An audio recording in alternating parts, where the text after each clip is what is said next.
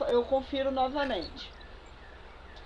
Gente, hoje a prática vai ser sobre migração e estruturação populacional.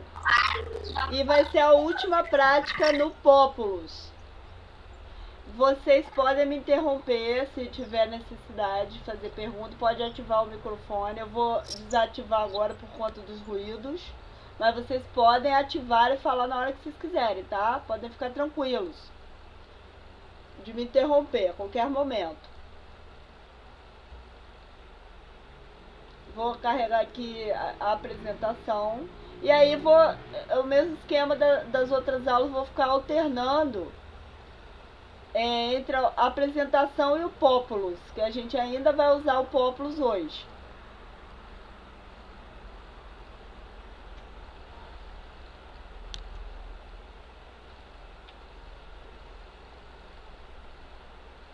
Então hoje é migração e estruturação populacional. Então vou falar de alguns conceitos e depois vou fazer algumas demonstrações no Populus.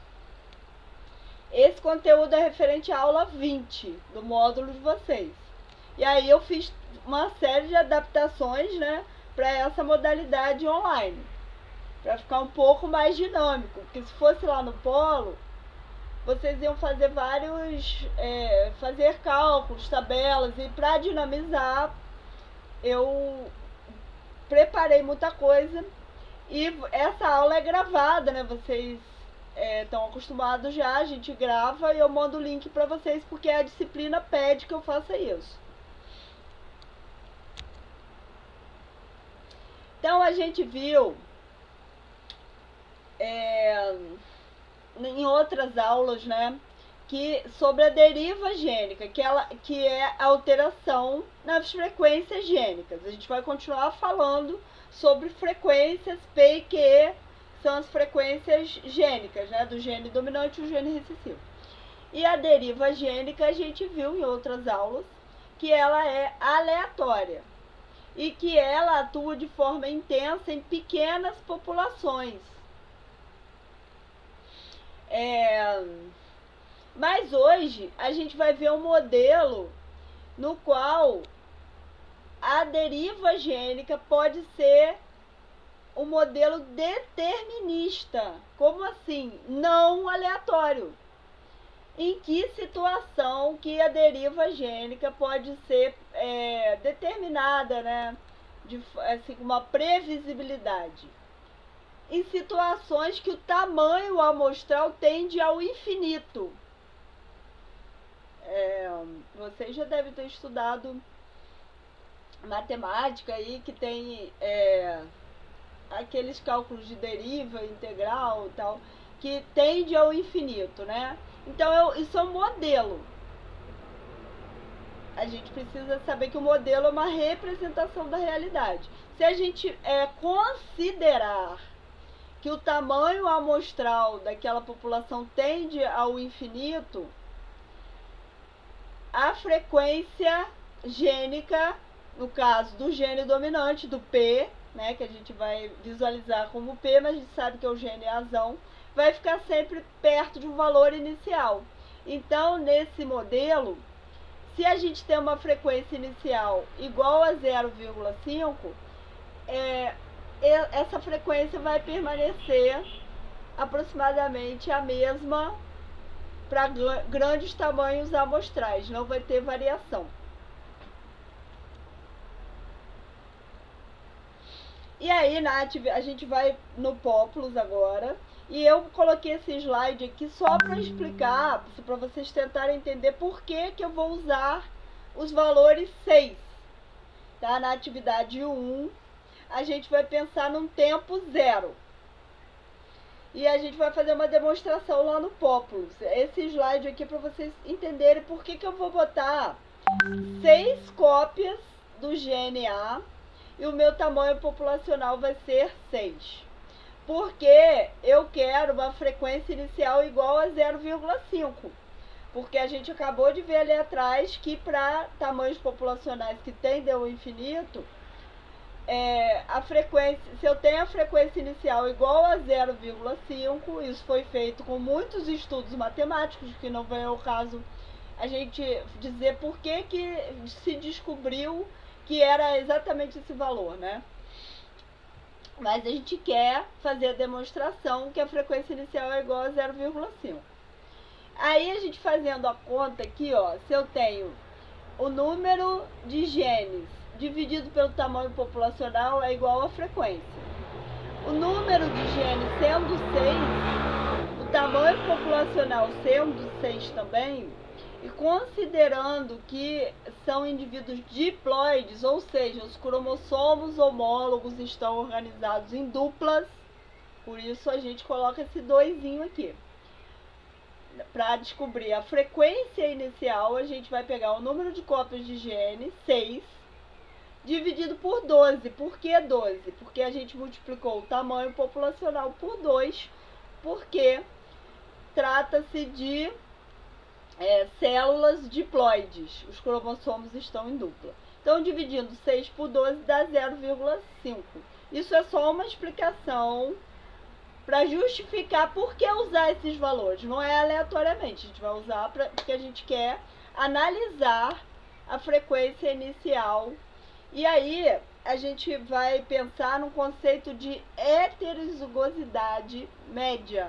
A heterozigosidade é o número de indivíduos heterozigotos na população.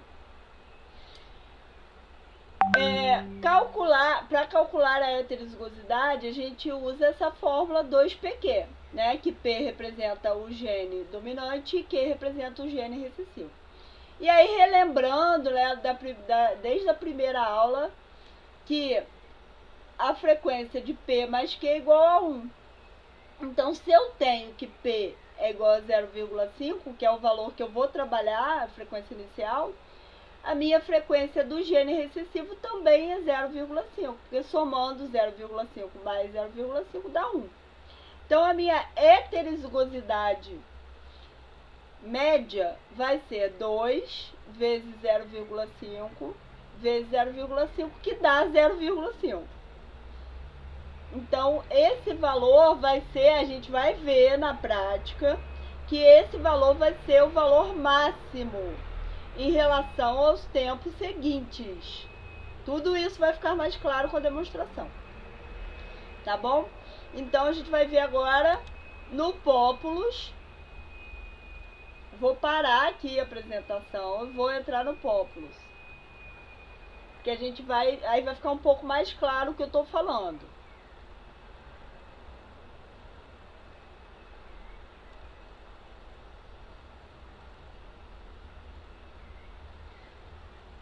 Vamos ao Populus, nosso querido simulador.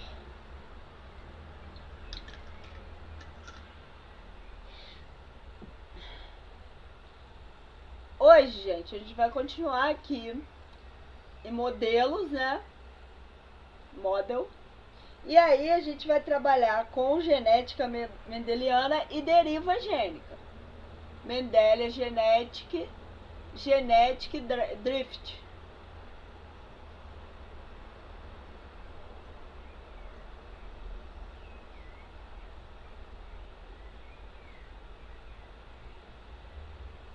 Peraí, gente, já vai.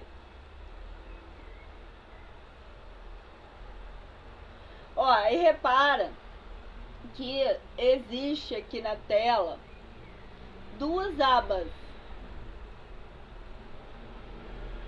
Tem a Monte Carlo e a Markov. Hoje a gente vai trabalhar com a Markov para a simulação que a gente quer fazer. Então, essa é uma aba. E aqui tem para a gente carregar o número de genes da população e o tamanho populacional. Repara que já está até aqui, né? Por quê? Eu justifiquei, né, mostrando lá que quando eu tenho 6 genes na população e o meu tamanho populacional é igual a 6, a minha frequência inicial é igual a 0,5. E isso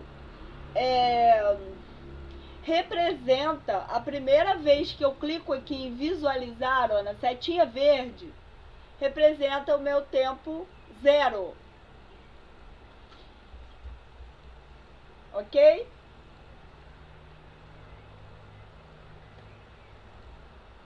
Eu vou tirar só as câmeras aqui da frente que tava atrapalhando.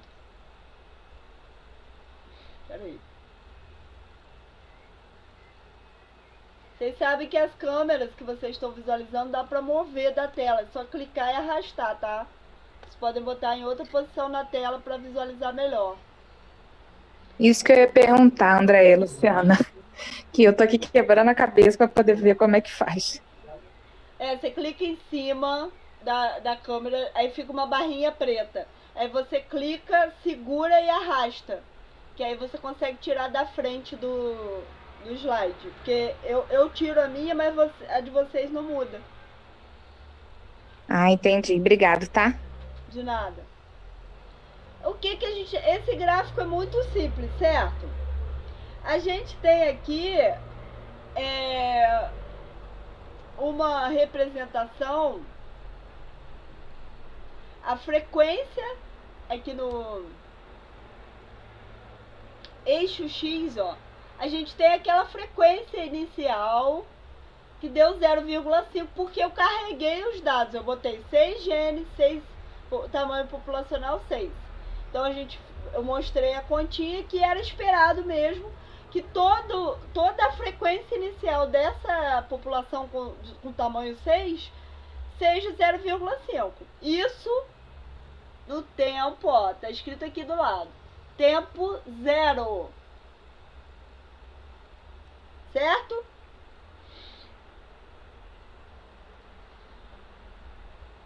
Visualizaram isso, né? Desculpa, gente, essa dinâmica, mas é porque eu tenho que explicar, voltar a falar com vocês e depois voltar lá. Deixa eu...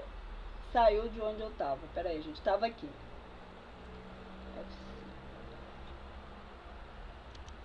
Então... Ah, não. Era pra eu ter apertado lá. O que vai acontecer, gente? Depois eu volto no Populous. É porque eu fiz um roteiro aqui, mas eu esqueci de clicar. Primeiro apareceu uma coluna central, todo mundo viu, né? Lá no Populous, uma coluna central aqui. No tempo zero, toda a população tinha frequência igual a 0,5. Quando eu clico em Iterate, vai aparecer essa imagem aí no Populous. Reparem que eu tenho uma frequência média de 0,5, que vai ser a minha maior frequência, que é a heterozigosicidade máxima ali, no caso, vai ser 0,5. E eu tenho aqui, no tempo 1, eu tenho uma simetria. Olhem a imagem aí na tela. Repara, ó.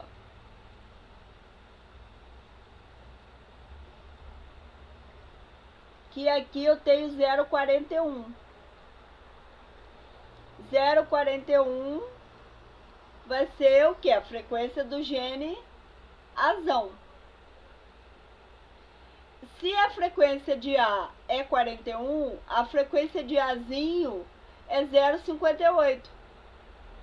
Então eu tenho uma simetria. Essa barra aqui é igual a essa, como se tivesse um espelho, né? Vendo no espelho. Esse lado é igual a esse.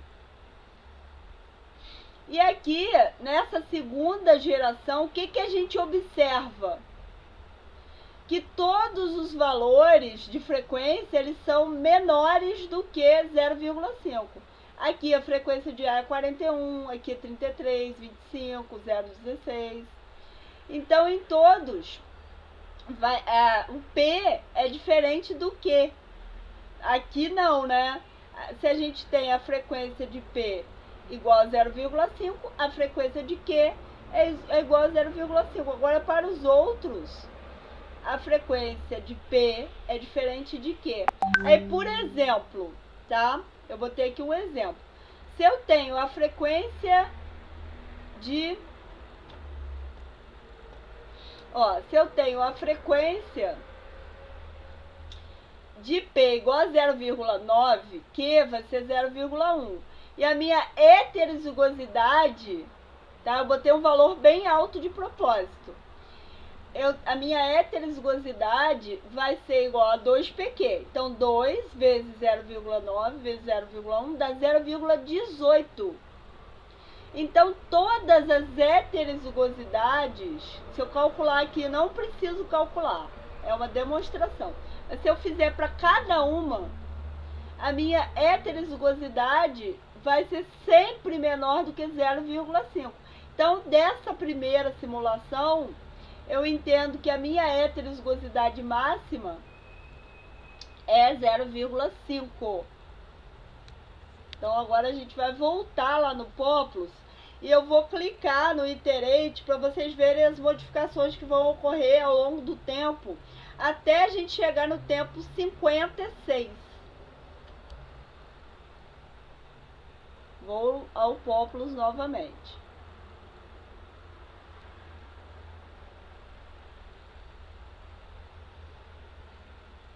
Estamos no Populus novamente. E aí, o que eu tenho aqui? Olha, o cursor do mouse também, se deixar aí embaixo, né, fica uma barra atrapalhando. Então, a gente tira o cursor do mouse de cima dessa barra. Aqui o tempo zero, beleza? A gente tem a frequência inicial igual a 0,5. Toda a população tem essa frequência. Quando eu clico em Iterate, eu tenho o tempo 1, que aí eu mostrei para vocês lá na foto, no slide, né? E aí eu botei uma faixa amarela aqui, mostrando que existe, partindo do ponto 0,5, da frequência 0,5, eu tenho uma simetria para o lado direito e para o lado esquerdo, né? Em relação, né? Os lados direito e esquerdo são simétricos. Olha o tamanho das barras. Tem uma barra central que mostra a heterozigosidade máxima, né, nesse tempo 1. E eu tenho heterozigosidades inferiores dos dois lados do meu gráfico. E aí, eu vou clicar aqui no Iterate e vocês vão perceber que vai havendo, inicialmente está igualando, tá vendo? Essas frequências. E aí reparem que o tempo aqui, ó, tá aumentando. Eu já tô no tempo 7. Eu tô apertando em Iterate para mostrar as variações ao longo das gerações. Reparem que está aumentando o tempo, e aqui eu vou ter, em relação à frequência, né, uma variação nessas frequências. Lembrando que se eu chegar aqui no 1, é sinal de que o gene, no caso o gene azul, ele fixou. Tem Wi-Fi aqui? E como você me passar a senha? Tentar achar. Qual que é? Nath?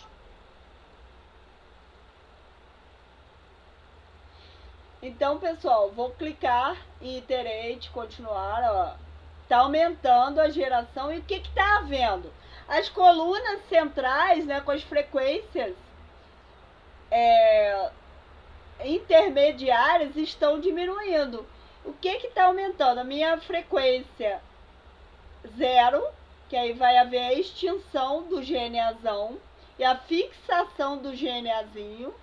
E está aumentando a minha frequência 1, quando haveria a fixação do gene azão e extinção do gene azinho.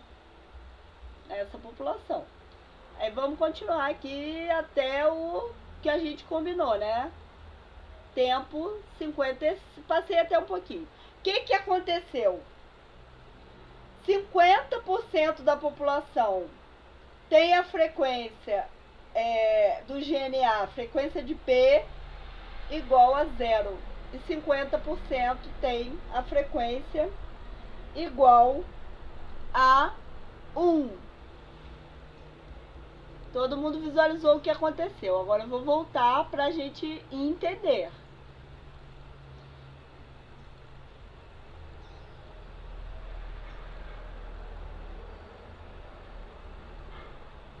Beleza, voltamos. Qualquer dúvida me interrompam. E lembrando, né, que se acabar aqui fechado nada, é só a gente clicar no mesmo link. O que aconteceu? 50% em 50% da população, o gene azão foi igual a zero. A frequência do gene azão foi igual a zero, o que significa que o azão foi extinto. E 50% da população teve o P igual a 1, ou seja, o A se fixou e o Azinho se extinguiu. Então, a heterozigosidade média foi igual, ó, se eu pego aqui, se eu multiplicar, nessa primeira situação, o P é 0. 2 vezes 0 vezes 1 é igual a 0. E nessa segunda situação, P é igual a 1, 2 vezes 1 vezes 0 é igual a 0. Então, a heterozigosidade média é igual a 0. Por quê? Todos são homozigotos. Se pensarmos nos dois grupos separados, tá? Ou todos são homozigoto recessivos, ou todos são homozigoto dominantes. Se pensarmos naquelas colunas como grupos separados. E pensar que não vai ter fluxo gênico, não vai ter interação entre esses indivíduos.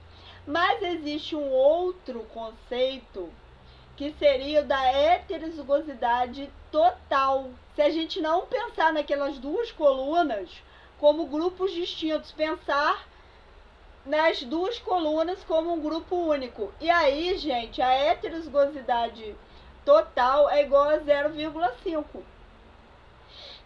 Porque a gente vai considerar como um grupo só. E esse conceito a gente vai trabalhar com heterozigosidade média e heterozigosidade total. E a heterozigosidade total inicial vai ser sempre igual à final, que a gente está considerando a população como um todo. Então eu tenho genes dominantes e genes recessivos. Então eu tenho os dois genes representando. É um conceito bem abstrato de entender. Mas aí vamos fixar agora, para entender essa prática, que a heterozigosidade total é igual a final, em qualquer frequência que a gente usar. E aí, pessoal, a gente vai...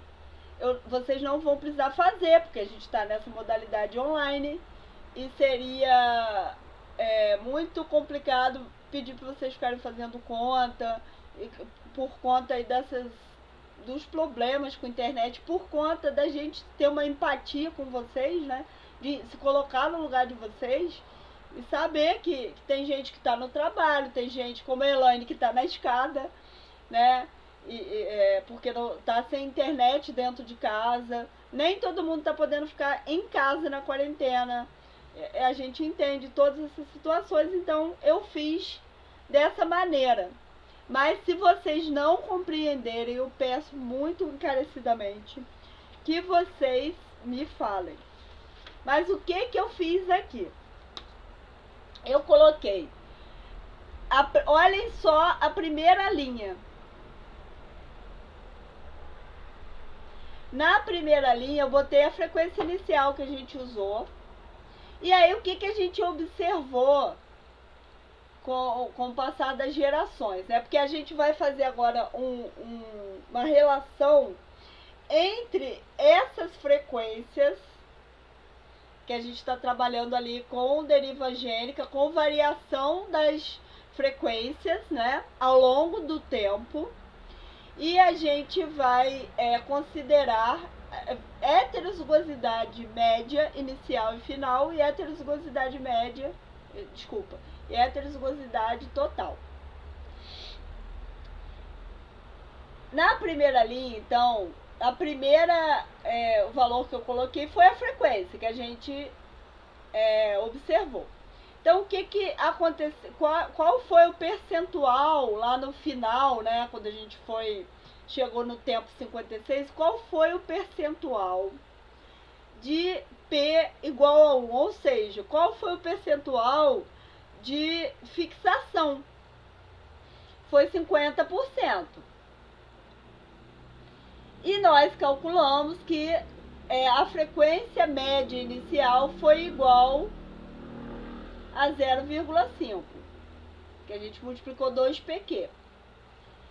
A frequência média final nós calculamos também, porque se no final houve a fixação do GNAzão. Então, se eu tenho que o P é igual a 1, o Q vai ser igual a 0, 2pq vai ser 0. E eu expliquei, não fizemos cálculos, mas eu expliquei que se a gente considerar a população como um todo, a frequência inicial vai ser sempre igual à frequência final, para qualquer frequência inicial que eu usar. E aí a gente vai começar a explicar, e até o final da aula eu espero e acredito que vocês vão conseguir entender um pouco, só vai dar uma clareada aí nesse conceito de endocruzamento, que é o cruzamento entre os indivíduos próximos, né, que estão ali dentro de uma população e que muitas vezes apresentam até relação de parentesco, dependendo do que a gente vai, né, estiver falando, essa relação pode ser maior ou menor, né, a relação de cruzamento entre os indivíduos que têm similaridade genética. Então a gente vai ver que o endocruzamento varia numa faixa de valores que vai entre 0, que é a ausência de endocruzamento, até o 1, que é um nível muito alto de endocruzamentos. E aqui, no caso, inicialmente, a gente tinha uma única população. Tem uma fórmula, primeiro eu estou tentando explicar para vocês um pouco da teoria e depois vou falar da fórmula. Inicialmente, como que era a população? A gente viu uma coluna única, né? E aí tinha uma frequência única. Então a gente tinha uma população única. Então não tinha ali diferença no endocruzamento. Tinha uma frequência única que é 0,5. Então o endocruzamento inicial era 0. O final vai ser quando a gente tem grupos isolados. E como que a gente fez, como que eu fiz esses cálculos aqui? Como que eu achei que no final o endocruzamento foi máximo? Foi 1. Vamos lá. Olha aqui embaixo para a tela. Endocruzamento, que está representado aqui por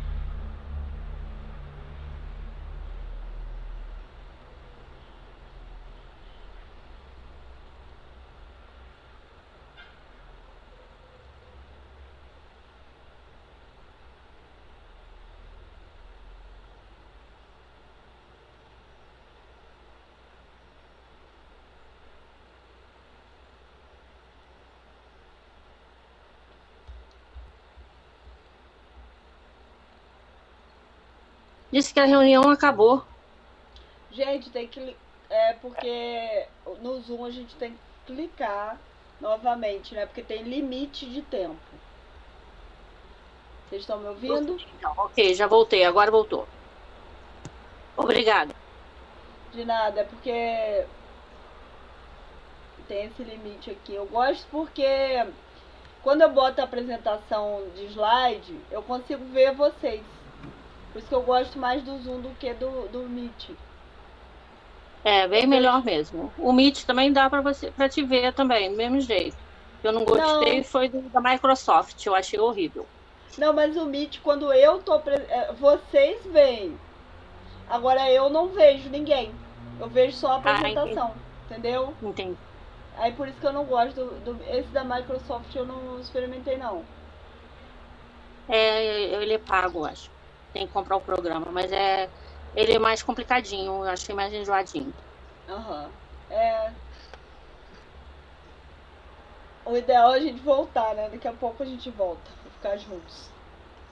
Então, gente, retomando aqui. Eu tava falando sobre o conceito de endocruzamento, que nessa primeira explanação aqui vai ficar bem abstrato, mas daqui a pouco, ao longo, né, que a gente vai trabalhar esse conceito de endocruzamento. E aí eu estava na parte do cálculo. Eu estava falando como que eu cheguei a esses valores que, para a frequência inicial 0,5, eu tenho o endocruzamento inicial igual a 0 e o endocruzamento final igual a 1. E aí tem a fórmula, né? A representação de endocruzamento é FST. E aí eu tenho que a heterozigosidade total menos a heterozigosidade média dividido pela heterozigosidade total vai dar o meu endocruzamento. E aí eu tenho que ver se eu estou calculando o endocruzamento inicial, aí eu vou considerar os valores todos iniciais, tá? Por exemplo, aqui, eu estou considerando o endocruzamento inicial, então eu vou pegar a heterozigosidade, peraí, deixa eu só colocar no mudo aqui, por causa dos ruídos, mas podem falar comigo a qualquer momento.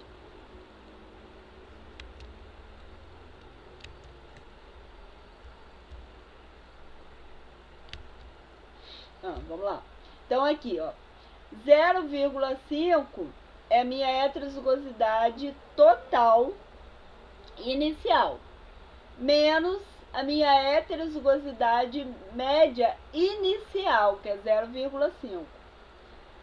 Então aqui eu vou ter 0,5 menos 0,5, 0.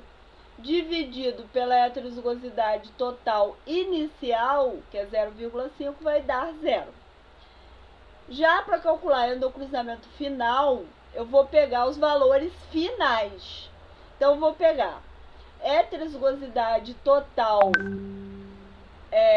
final, que é 0,5, menos heterozigosidade média final, que é 0, e vou dividir pela heterozigosidade total final, que é 0,5.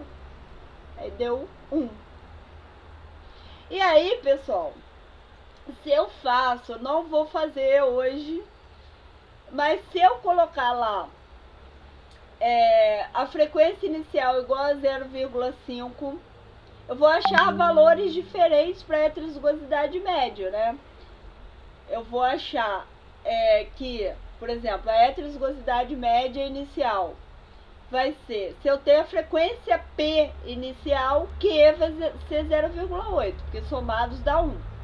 E aí a minha heterozigosidade eu multiplico 2 vezes 0,2 vezes 0,8, que dá 0,32. A minha heterozigosidade total é igual à inicial. Sabendo que a heterozigosidade total, inicial e final são sempre iguais, eu já preencho aqui também. A heterozigosidade média final, quando eu chegar lá no tempo 56, vai ser 0, a média, porque eu tenho dois grupos separados, com frequências separadas. E aí, gente, para qualquer uma que eu fizer aqui, o endocruzamento inicial é sempre 0 e o final é sempre 1.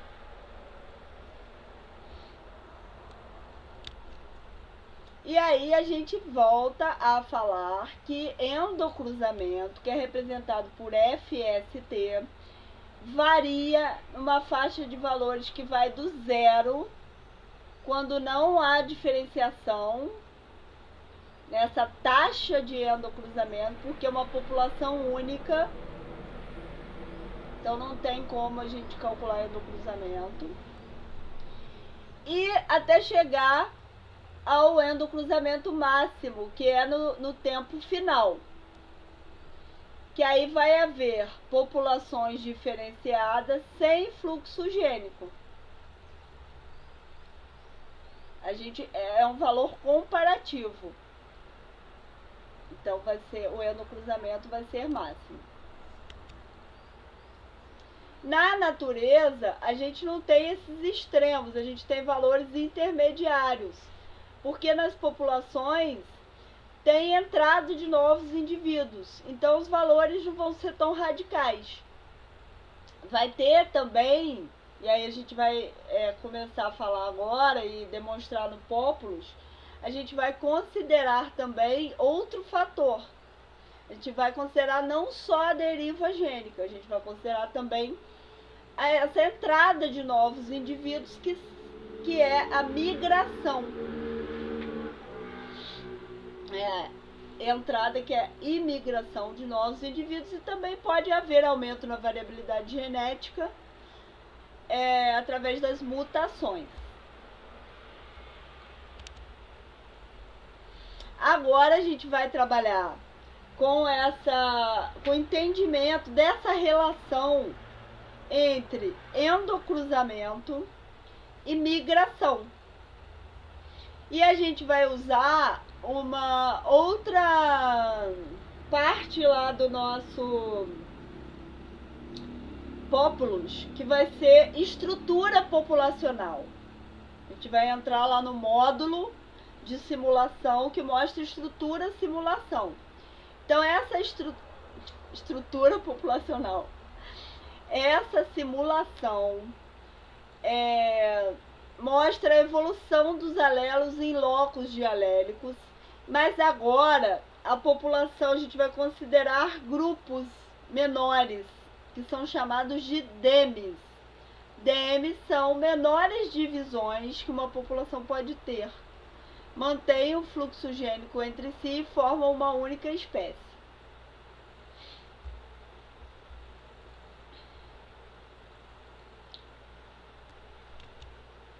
Então agora a gente vai fazer mais uma atividade para relacionar esses conceitos de endocruzamento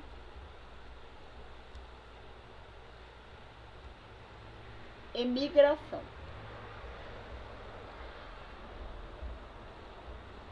Nós vamos trabalhar, vou fechar aqui onde a gente estava na deriva gênica, né, genetic drift. E a gente vai trabalhar o modelo de estrutura populacional. Cadê? Tem que entrar primeiro em genética mendeliana. E aí vamos aqui achar population structure, que é a estrutura populacional.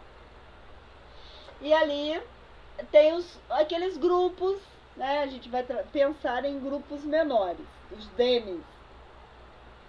E aí a gente vai trabalhar com um tamanho de 20 DEMES.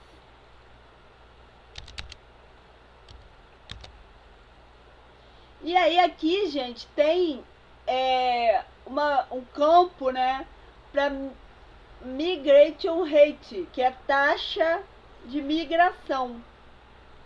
Então vamos pensar primeiro numa situação que não tem migração, que a taxa de migração vai ser nula, vai ser 0.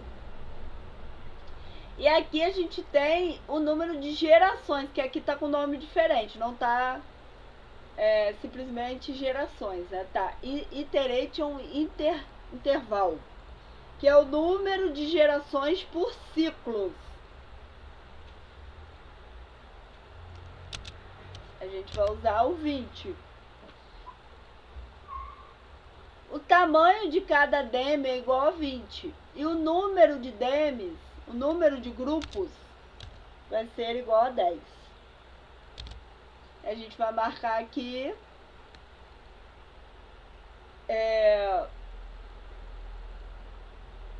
sobre a frequência, e a gente vai ter uma frequência inicial igual a 0,5. Visualizando, a gente tem aqui um gráfico, mas não é esse que eu quero. Eu vou tirar... Peraí. Eu vou clicar aqui em cima em Switch. E é esse gráfico que eu quero. Por quê? Eu quero comparar. Eu quero comparar a minha taxa de migração com o endocruzamento.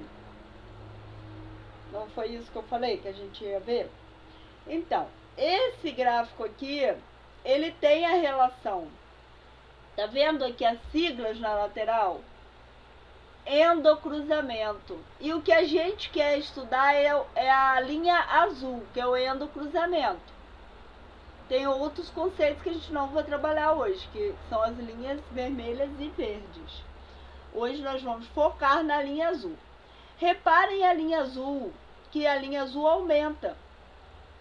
Então, os endocruzamentos estão aumentando ao longo das gerações. Aqui embaixo, a gente tem o eixo X, que é o Generations.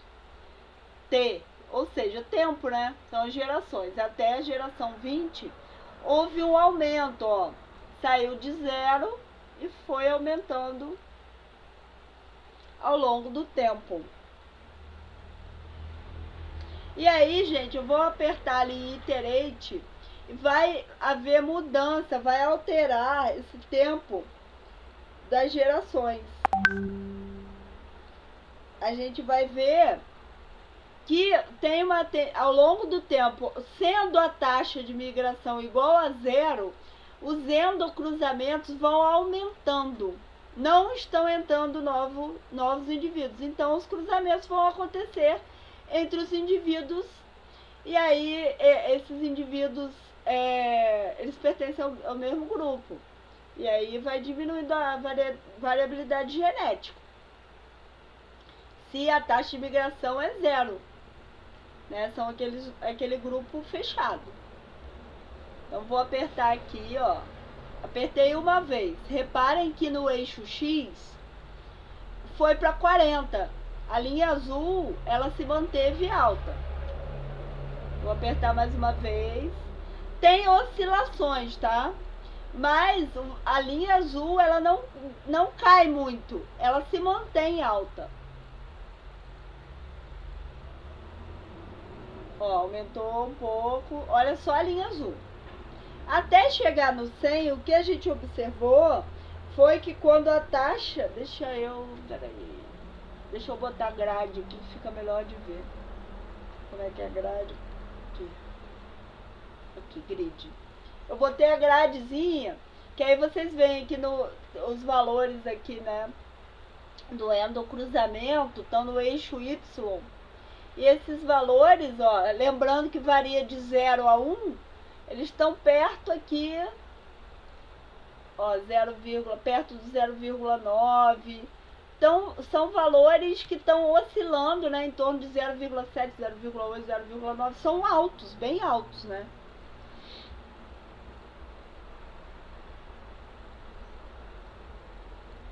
Tranquilo, gente, até agora? Então, para a taxa de migração 0, eu tenho o endocruzamento relativamente alto.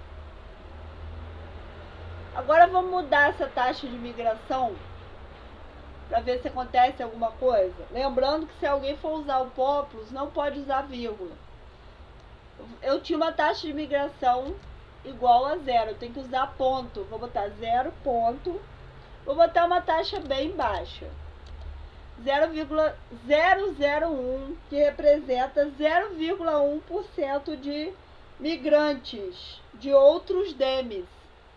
Tá? A gente não vai ter mais um isolamento, como na situação inicial a gente não tinha passagem entre esses pequenos grupos que são os DEMES, não tinha circulação de indivíduos. A gente estava considerando uma situação sem migração. Agora eu vou ter uma migração de 0,1% de migrantes de um DEME para o outro. Vamos visualizar, lembrando que a gente tem que... Não é esse gráfico, eu não quero relação entre frequência alélica e geração. Eu quero relação entre número de gerações e endocruzamento.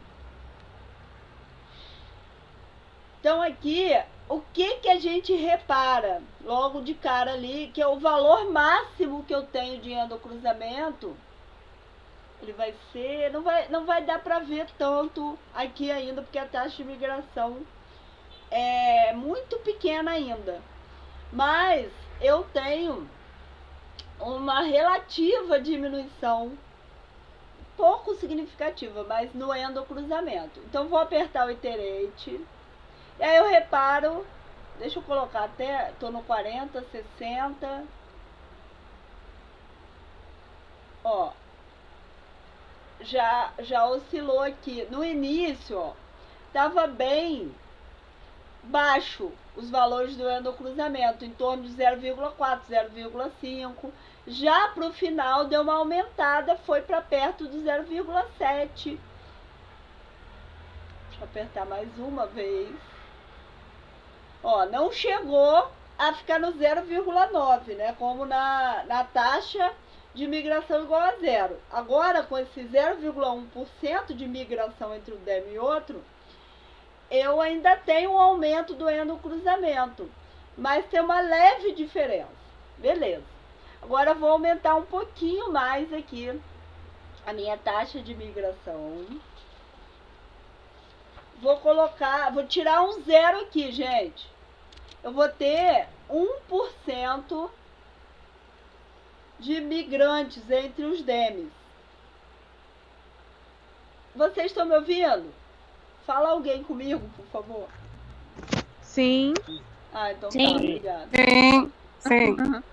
É porque eu tenho medo de estar falando sozinha. Porque às vezes acontece. Sim. Então tá. Gente, agora eu aumentei a minha taxa de migração para 1%. Eu tirei um zerinho ali. E aí eu vou fazer a mesma coisa. Vou clicar o iterate até chegar na geração 100. No início, ó, eu tive uma redução também nesse endocruzamento. Chegou pro final, aí ele já ficou bem alto de novo. Beleza. 1% ainda é pouco, né? Vou aumentar agora para 0,5%. 5%, que também é pouco, né? Se a gente pensar. Mas vamos ver o que acontece. Vamos olhar a linha azul. Ela já está, ó, ao longo das gerações aqui, ela está se mantendo em valores bem mais baixos. Vou botar em iterate para o tempo passar.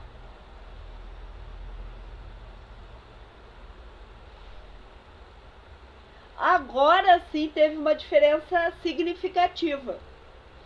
Agora eu percebo, ó, que o valor, mesmo após 100 gerações, os valores não foram superiores a 0,3. Ó, eu tenho um pico aqui na linha azul, né?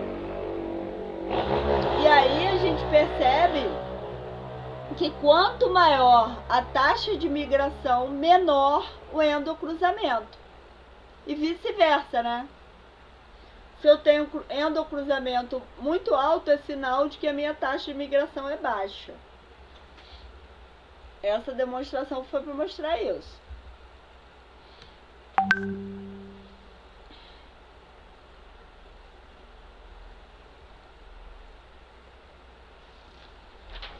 Agora eu vou voltar para a apresentação.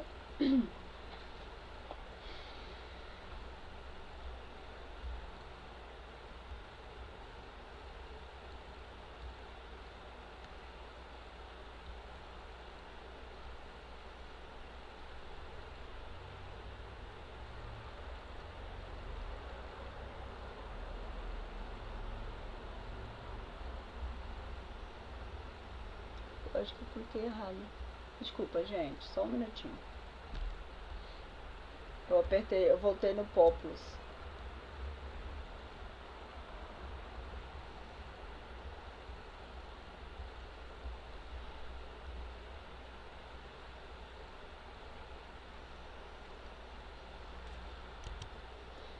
Então, eu já trouxe aqui os cálculos para a gente ver, a matemática nos ajudar a entender essa relação, né, que é oposta, né, que eu esqueci o termo que usa pra gente falar quando é assim, inversamente proporcional, isso, entre taxa de migração e endocruzamento.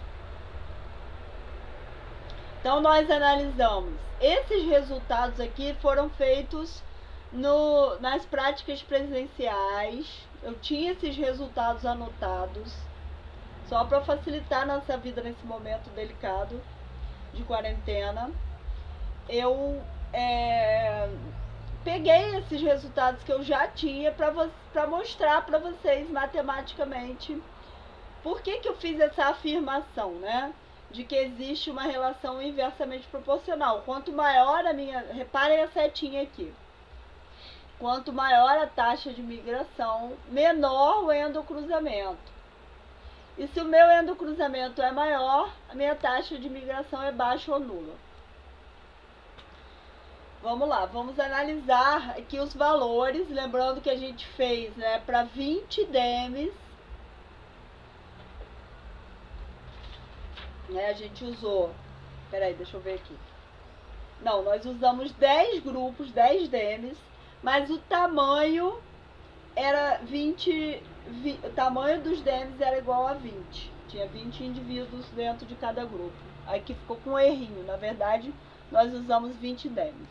Mas isso não interfere na nossa apresentação aqui. Por quê?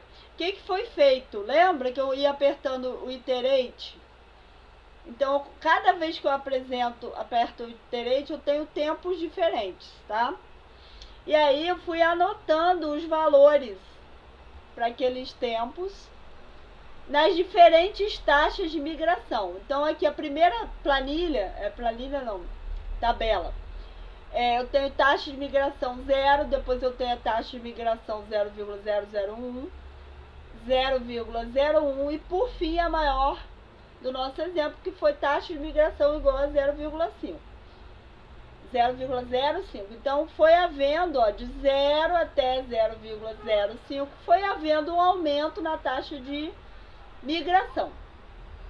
E aí eu fui anotando nos diferentes tempos os valores do endocruzamento. E depois eu fiz uma média, somei e dividi pelo número de parcelas. Fiz uma média simples.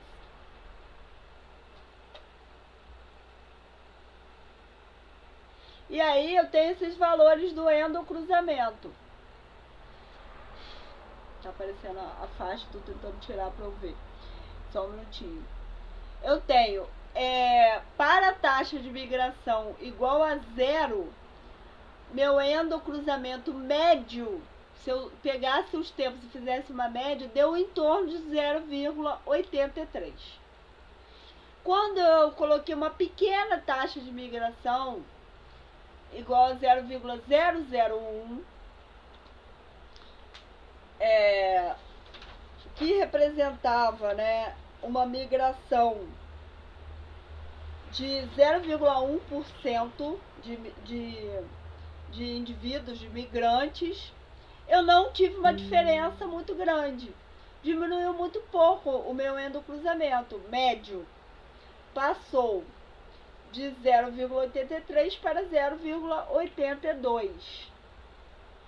Agora, quando eu tinha uma taxa de migração igual a 0,1, que representa 1% de migrantes entre os DEMs, aí eu já tive uma mudança maiorzinha aqui no valor, né?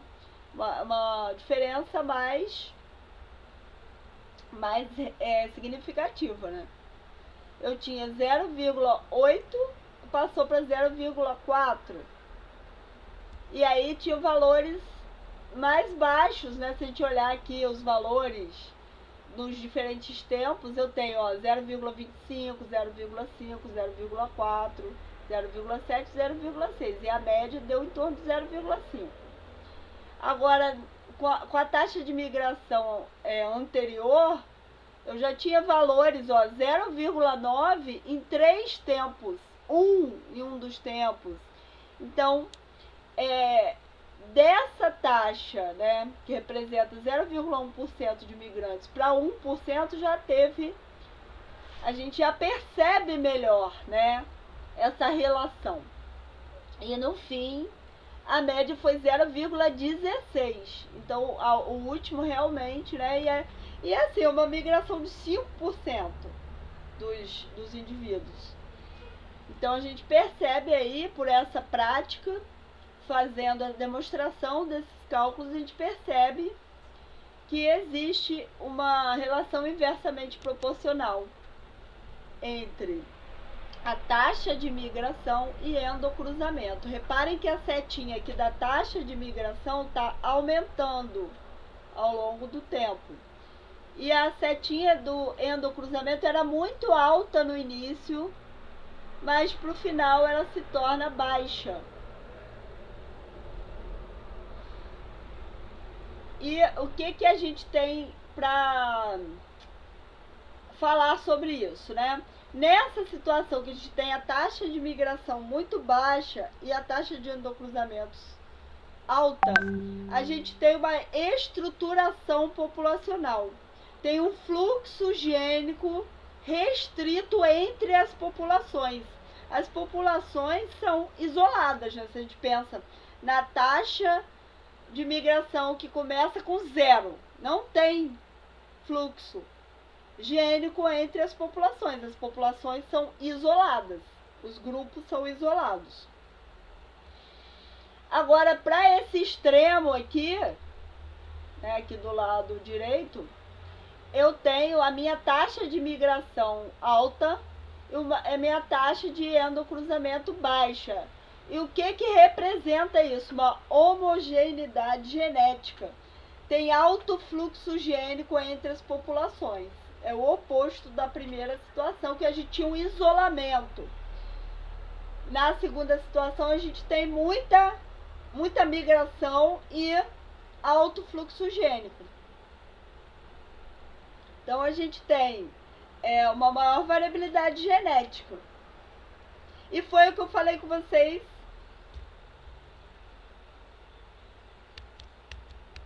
Deixa eu voltar. Só aqui, ó, para esse slide. Foi o que eu falei com vocês antes, né?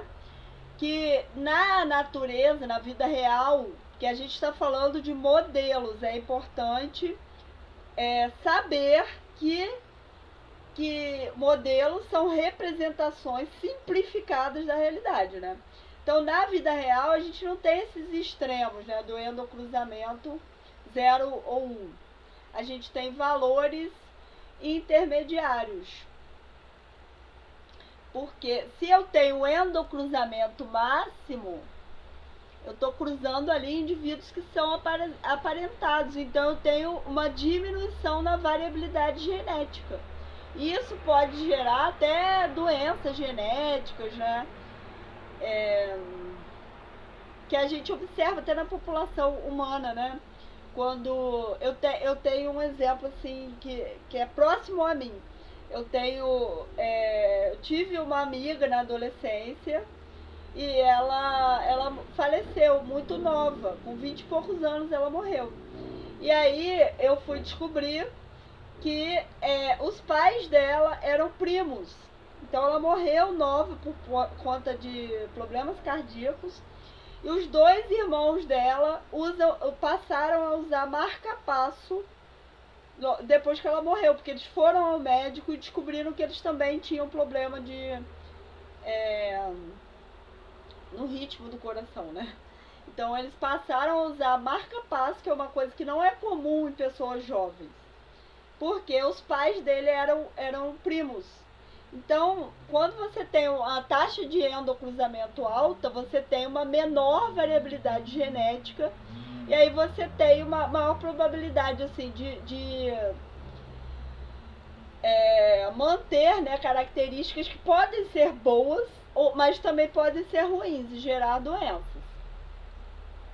Então, na natureza, né, a gente tem valores aqui intermediários, nem uma variabilidade genética tão alta, você tem um meio termo, né? Entre as populações não são tão isoladas, né? Mas você mantém Andréia. Oi. Desculpa, Elaine, só um minutinho. Eu só preciso ir lá em casa um segundinho. Então eu vou sair, porque vai cair a internet, que eu tô aqui na escada, e já volto, tá? Sem problema. É só um minutinho.